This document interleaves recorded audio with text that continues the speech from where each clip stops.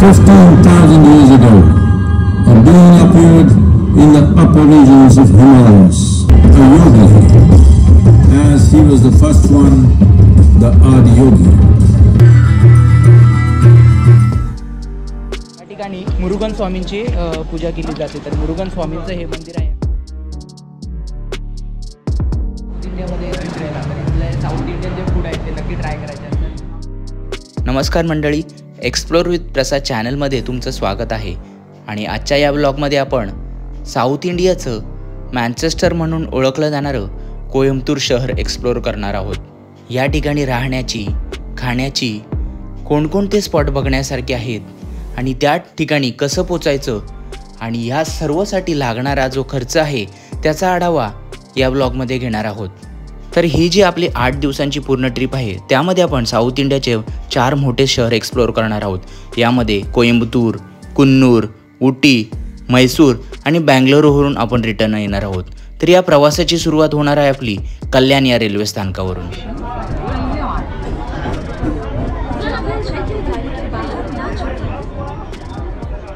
शनिवारी रात्री 11:20ला Lokmanya Tilak terminal express पकडून आपण कोइंबतूरच्या दिशेने रवाना झालो. टोटल 32 तासांची जर्नी असल्याकारणाने आपण थर्ड ACचं तिकीट बुक केलं होतं आणि याचे चार्जेस पर पर्सन 1600 ते 1700च्या रेंजमध्ये होतं. Good morning friends. सकाळ झाली तरी मामा आणि मम्मा झोपले. रेस्ट करतोय.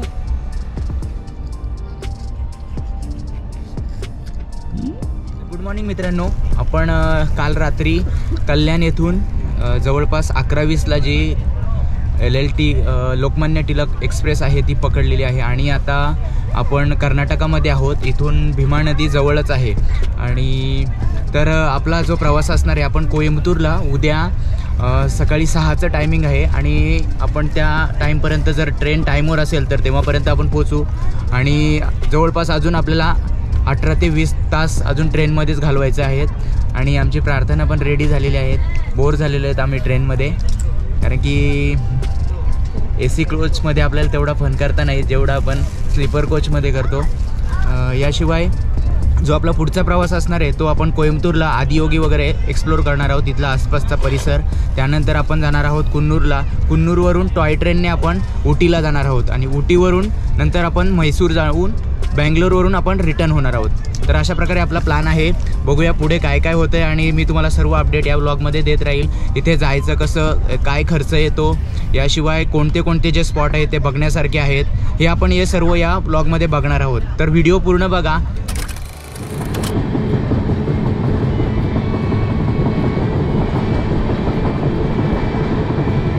आता आपण इव्हिनिंगचे 7:30 वाजलेत आणि आपण कर्नाटकामधील यलहंका रेल्वे स्टेशनवर आहोत आणि फेंगल हे चक्रीवादळ सांगितल्यामुळे येथे पाऊस पडलेला आहे. तुम्ही बघू शकता एकदम हलक्या स्वरूपाचा पाऊस पडला आहे, कारण की जे बंगालचा उपसागर आहे त्यात फेंगल चक्रीवादळ येऊन धडकणार आहे आणि त्यामुळे जे क्लायमेट तयार झालेलं आहे त्यामुळे नोव्हेंबर महिन्यात आपल्याला पाऊस बघायला मिळतो आहे.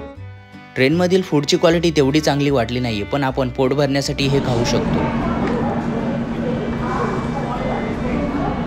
शनिवारी रात्री आपण कल्याण या स्थानकावरून ट्रेन पकडली होती आणि आता आज सोमवार आहे आणि सकाळी 7:30 वाजता आपण कोइंबतूर या ठिकाणी पोहोचलो आहे. तर आता आपण या ठिकाणी आदियोगी आणि जे आसपासचे जे काही स्पॉट आहेत ते एक्सप्लोर करणार आहोत. त्यानंतर आपण इव्हिनिंगला आदियोगीचा जो लेजर शो आहे तो बघणार आहोत आणि कोइंबतूर येथे स्टे करणार आहोत. त्यानंतर आपण उद्या मॉर्निंगला कुन्नूरला जाणार आहोत आणि जो पुढचा प्रवास आहे तो मी तुम्हाला पुढे सांगेल. तर चला जाऊया.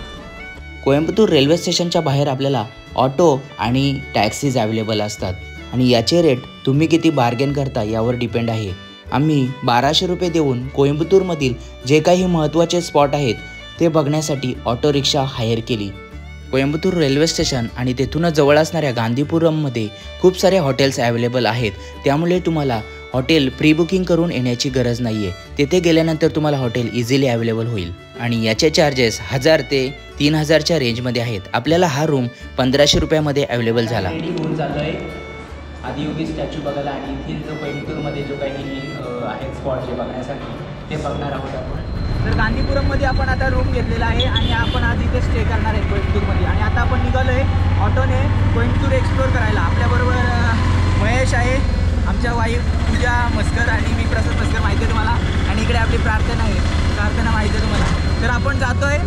कोइंबतूर एक्सप्लोर करणार आहे. नमस्कार, आपण कोइंबतूर येथील विनायगार जे गणपतीचं जे मंदिर आहे त्या ठिकाणी आहोत. आतमध्ये फोटो अलाउड नाही आहेत म्हणून आपण बाहेरूनच व्हिडिओ घेतो. अशी भव्य अशी गणपती बाप्पाची मूर्ती आहे आणि कोइंबतूरमधील एक फेमस असं हे ठिकाण आहे. तर आपण पहिलं गणपती बाप्पाचं दर्शन घेऊनच नंतर पुढचं जे कोइंबतूर आहे ते एक्सप्लोर करणार आहोत. तर जो आपला पहिला स्पॉट आहे तो आहे कोइंबतूर येथील मुथ्थी विनायगार गणपती मंदिर. तर येथील बाप्पाची मूर्ती 19 फूट उंच आणि 190 टन वजनाची आहे. ही मूर्ती आशिया खंडातील सर्वात मोठी विनायगार मूर्ती असून एका मोठ्या ग्रेनाइट खडकापासून बनवली आहे. तर आता आपण जाणार आहोत नेक्स्ट स्पॉट मरुता मलाई टेम्पलला जाणार आहोत आणि त्याआधी आपण ब्रेकफास्ट करतोय. तर आपण जर साऊथ इंडियामध्ये येतो फिरायला तर इथले साऊथ इंडियन जे फूड आहे ते नक्की ट्राय करायचे असतात. मस्त इकडे सांबार, इडली, मेंदूवडा, डोसा वगैरे वेगवेगळ्या प्रकारच्या चटण्या वगैरे इकडे असतात. तर जर साऊथ इंडियामध्ये तुम्ही येत आहे तर साऊथ इंडियन फूड नक्की ट्राय करा. हे जे साऊथ इंडियन साईडचे जे हॉटेल्स असतात त्यामध्ये साऊथ इंडियन फूड आपल्याला बेस्ट क्वालिटीचं भेटतं आणि त्याचे चार्जेस देखील कमी असतात. आमचा 3 पर्सनचा 250 हा ब्रेकफास्टचा खर्च आला.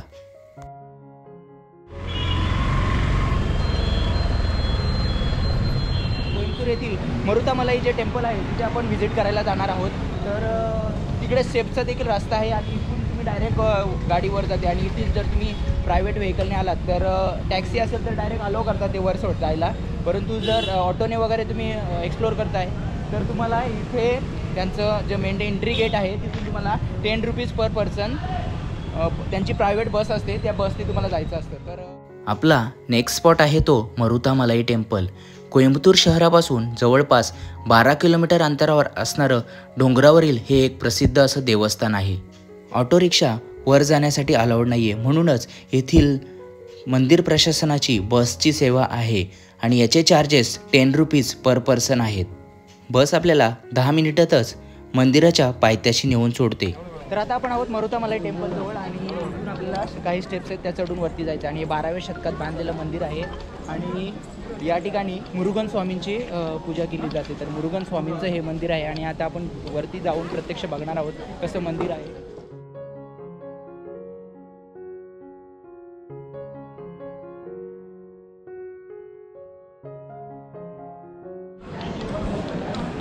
तर इथे स्टेप्स आहेत आणि साऊथ साईडला जर आपण येतो आहे तर मुख्य प्रॉब्लेम तो जो आहे लँग्वेज प्रॉब्लेम आणि या ठिकाणी लँग्वेज प्रॉब्लेम खूप फेस करावा लागतो.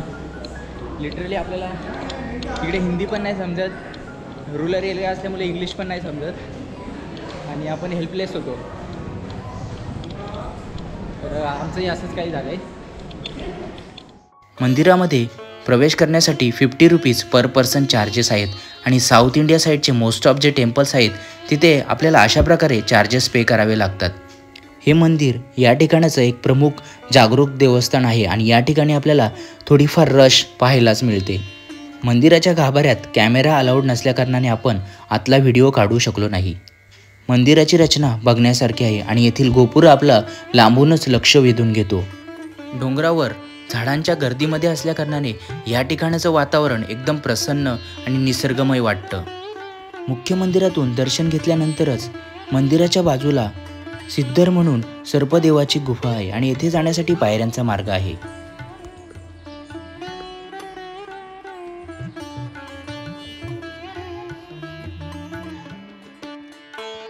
टेम्पलच्या बाजूला जो परिसर आहे तिथे आपण आहोत आणि इकडे सिद्धर म्हणून एक गुफा आहे आणि तिकडे आपण आलो. नेचर तुम्ही बघू शकता एकदम मस्त आहे, एकदम शांतता आहे.